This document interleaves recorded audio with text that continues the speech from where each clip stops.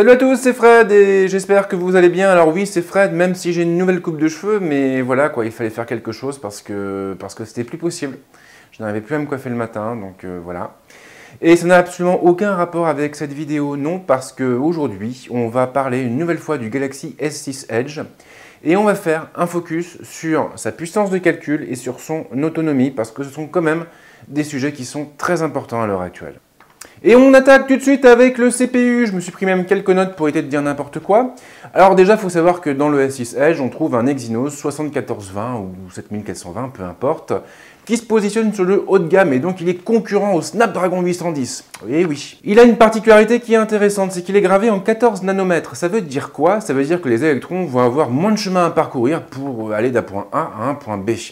Il y aura aussi un dégagement de chaleur qui sera moindre, et puis surtout la puce consomme moins d'électricité, ce qui peut être pas mal par les temps qui courent. La puce est composée de 8 cœurs différents répartis sur 2 clusters. On a d'un côté 4 cœurs A53 cadencés à 1,5 GHz. Alors eux, ils s'occupent des tâches courantes, Twitter, mail, voilà, le web, les petites applications. Et puis derrière, attention, on a les patrons, les darons, comme on dit. On a 4 cœurs A57 qui peuvent aller jusqu'à 2,1 GHz. C'est juste énorme. On est quand même sur des fréquences voilà, qui sont similaires à celles de nos PC. C'est très impressionnant. Et donc ces cœurs-là, eux, ils vont servir pour les jeux, les grosses vidéos, ce genre de choses. Alors bien sûr, le passage d'un cluster à l'autre est complètement transparent pour l'utilisateur. Vous ne vous occupez de rien. Vous lancez vos applications, vous utilisez votre téléphone, et c'est lui qui va s'occuper de tout à votre place. Derrière, bien sûr, nous avons quoi? Nous avons un GPU Mali T760 MP8 qui est dérivé du GPU intégré au Note 4. Il est cadencé à 700 MHz et il supporte l'OpenGLES en version 3.1, en version 3.0 et en version 2.0. On a aussi l'OpenCL en version 1.1 et le Direct 3D en version 11.1. Et puis bien sûr, on a 3 Go de mémoire vive en DDR4. Alors pour la batterie, c'est un peu moins séduisant, du moins sur le papier, puisqu'on a une batterie d'une capacité de 2600 mAh.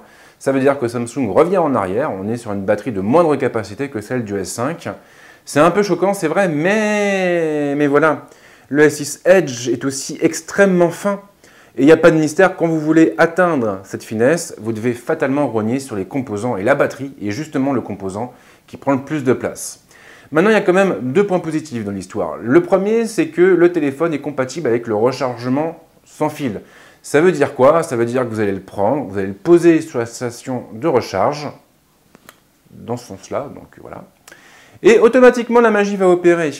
L'autre atout, c'est qu'en plus on est sur du Qi, donc c'est quand même un standard qui est assez répandu, et ça veut dire que le téléphone fonctionne avec toutes les stations intégrant ce standard, ce qui comprend aussi d'ailleurs les stations de recharge vendues par Nokia Microsoft. Et donc le deuxième bon côté de la chose, c'est qu'on a aussi du rechargement rapide, et ça veut dire que vous allez brancher le téléphone pendant 10 minutes et vous aurez 4 heures d'autonomie. Si vous vous retrouvez à sec en fin de journée, ça peut clairement vous sauver la vie. Ça, c'est une évidence. Voilà pour les détails techniques. Alors, je sais que c'est indigeste et que vous préfériez largement regarder le téléphone que de voir ma tête. Maintenant, c'est inévitable.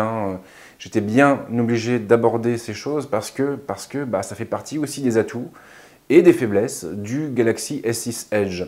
Rassurez-vous cependant, car le moment est venu de passer à la pratique et on va voir justement ce qu'il a dans le ventre, ce téléphone. Nous voilà face à la bête. Alors la première chose qu'on constate, c'est que la plateforme est extrêmement rapide. Il n'y a pas vraiment de latence. C'est important pourquoi? Parce que TouchWiz a souvent été attaqué pour ça. Elle a souvent été critiquée pour la lourdeur, enfin Samsung a souvent été critiqué pour la lourdeur de sa surcouche. Et là vraiment le constructeur a fait de gros efforts et on est sur quelque chose d'extrêmement fluide. Alors après, je ne vais pas vous faire l'affront de vous présenter toutes les solutions de benchmarking existantes, mais ce que je peux vous dire en tout cas, c'est que sur AnTuTu, j'obtiens un score oscillant entre 58 et 59 000 points. Ça n'a l'air de rien, mais c'est quand même énorme, et à l'heure actuelle, le S6 Edge est vraiment le téléphone le plus puissant que j'ai pu tester. Vraiment, c'est pas une plaisanterie, il est vraiment surprenant. Et j'ai vu pas mal de comparatifs avec le Snapdragon 810 notamment, et apparemment il le bouffe un peu, donc voilà, c'est vraiment une jolie puce. Alors je crois que le mieux c'est peut-être de vous montrer quelques jeux, j'en ai lancé quelques-uns derrière, et c'est pour ça d'ailleurs que ici vous voyez que ma RAM est occupée à 91%, ce qui est assez énorme. Maintenant on a quand même 1, 2, 3, 4 gros jeux qui sont en train de fonctionner en arrière-plan. Alors on commence avec Galaxy on Fire 2, s'il veut bien s'ouvrir, voilà, donc il va peut-être recharger. Alors Galaxy on Fire 2, si vous ne le connaissez pas, c'est un shoot spatial. Alors c'est assez fun, en gros vous incarnez un pilote qui va se retrouver propulsé dans un bout de la galaxie, après être passé dans un trou noir, et le gars, eh bien, il va repartir de zéro, il va devoir accomplir une quête pour essayer de retrouver ses copains humains, et puis bah, pour ce faire, il va devoir accomplir des différentes missions, et puis gagner de l'argent, et du coup acheter des vaisseaux, acheter des équipements, et c'est vraiment bien foutu. Alors j'avais eu l'occasion de le finir une première fois, mais voilà, le problème c'est que bah, j'ai pas récupéré ma sauvegarde, donc du coup j'ai dû repartir de zéro, et c'est un peu dommage parce que je vais pas pouvoir vous montrer grand chose. Bon, ceci dit, c'est pas le test du jeu, hein, c'est le test du Galaxy A6 Edge, donc à la rigueur. Voilà. Là, je suis en train en fait de mettre des équipements, d'ajouter de l'équipement à mon vaisseau, et là, je vais sortir dans l'espace. J'ai pas quoi? J'ai pas équipé d'une arme? Qu'est-ce que tu me dis là? Qu'est-ce qu'il me dit? Hangar, micro-canon. Micro-canon, qu'est-ce qu'il me dit? Micro-canon, c'est équipé. C'est ça que j'ai pas fait. Voilà. Et ouais, bon choix, etc. Blablabla. Allez, hop, c'est parti. On va dans l'espace. Alors, la version HD à la base, elle a été développée pour les tablettes et c'est pour ça que l'interface est toute petite. Maintenant, l'avantage, c'est qu'on est sur une haute définition et vous allez voir que c'est quand même pas mal. Alors, le vaisseau, là, c'est le premier qu'on a, donc il est assez lent, il n'est pas très réactif. Bon, ça on s'en fout, mais au moins vous pouvez voir que ça ne rame pas. Voilà. C'est pas rapide parce que le vaisseau n'est pas rapide, mais c'est fluide, même si je tire. Voilà. Même si je fais des... Oh là, la vue, oh là là, je vais vomir. Donc là c'est la vue de derrière, hop, on change de vue. Donc voilà, ça c'est vraiment... on voit un peu la puissance de l'Exynos, quoi. Alors, ceci étant, faut avouer que ce jeu-là ne ramait pas non plus sur le Z3, qui est propulsé par un Snapdragon 800. Donc, par la force des choses, je ne m'attendais pas à ce qu'il rame non plus sur le Galaxy A6 Edge. Donc ça, c'était pour Galaxy on Fire 2 HD. Alors après, qu'est-ce que je peux vous montrer d'autre? Alors, j'ai pas beaucoup de jeux, hein, je vous avouerai que je ne joue pas, je suis pas un grand joueur.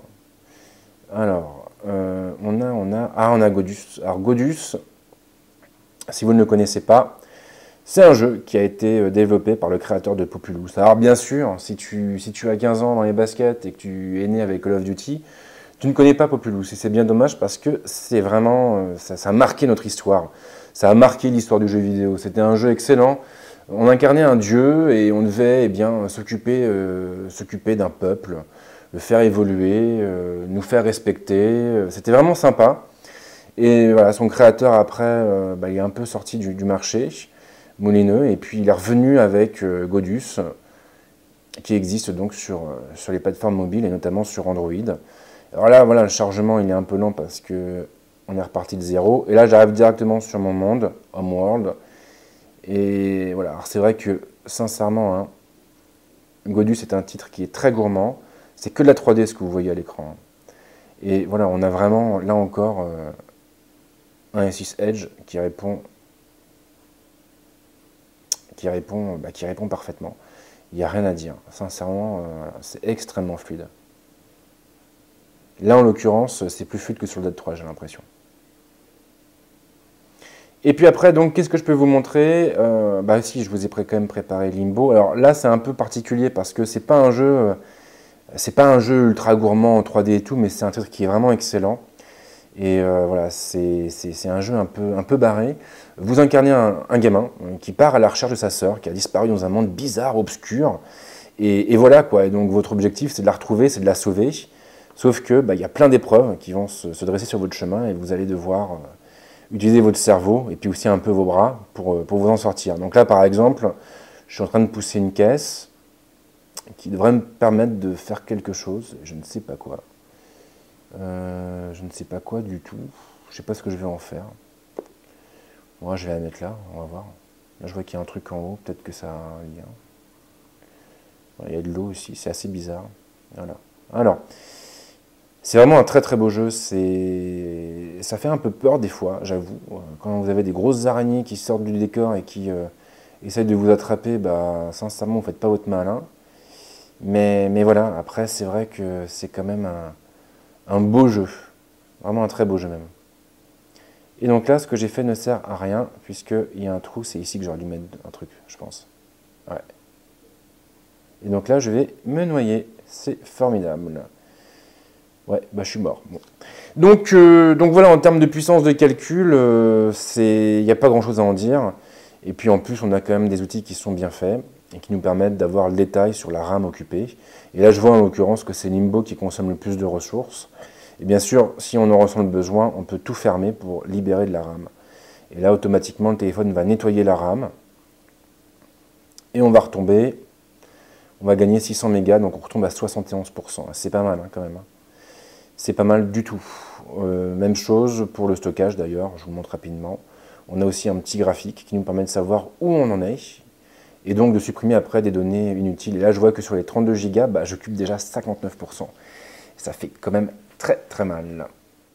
Le moment est venu de parler de l'autonomie du téléphone. Alors quand je l'ai récupéré chez Samsung, sincèrement, j'étais un petit peu déçu. Pourquoi? Parce que j'arrivais à tenir en gros une journée avec une seule charge, avec un maximum d'une journée et demie en faisant très très attention et en activant tous les économiseurs d'énergie possibles et inimaginables. Donc c'était pas l'idéal. Mais entre-temps, le constructeur a déployé 2 mises à jour de sa surcouche et puis surtout, il a mis à jour une de ses applications mobiles qui s'appelle Samsung Push Services. Et depuis l'installation de cette nouvelle version, eh bien, j'ai l'impression que ça se passe beaucoup mieux. Si je vais sur l'écran dédié à la batterie, je vois qu'il me reste 51% de batterie, pour un temps d'utilisation restant estimé à 12 heures. C'est pas énorme hein, quand même. Mais si j'appuie sur ce bouton, là j'ai plus d'infos. Déjà, je vois que ma dernière charge remonte à hier midi, et donc il est 13h53. Ça veut dire qu'en gros, ça fait plus d'un jour que j'utilise le S6 Edge, donc c'est quand même pas mal, sans recharger. Là, je vois que cette nuit, ça a été plutôt calme, que j'ai eu un pic en revanche ce matin, et puis un autre pic il y a peu de temps, quand je vous ai montré tous les jeux. Après, j'ai le déroulé, je vois ce qui consomme le plus, donc en l'occurrence, c'est l'écran, 29%. Après, ce sont les services Google Play, 15%, Android, 7%. Si je repars en arrière, là, qu'est-ce que j'ai? J'ai mes deux modes économiseur d'énergie, hein, voilà. Donc le mode normal et le mode ultra. Alors le mode normal, en gros, qu'est-ce qu'il fait? Eh bien, il va limiter les performances maximales du processeur en réduisant la fréquence d'image. Il va aussi réduire la fréquence d'image, la luminosité de l'écran. Il va désactiver l'éclairage des touches, il va désactiver la vibration et réduire le temps avant que l'écran ne s'éteigne lorsque vous recevez des notifications. D'accord. Si je l'active, après je vais pouvoir lui dire, bah écoute, tu te mets en route maintenant, tout de suite, à 5% de la batterie, à 15% de la batterie, à 20% ou à 50%. Donc là, c'est quand même plutôt rigolo. Et puis bien sûr, on a le mode ultra. Le mode ultra, là, c'est Ardos. Si je l'active, vous allez voir tout de suite.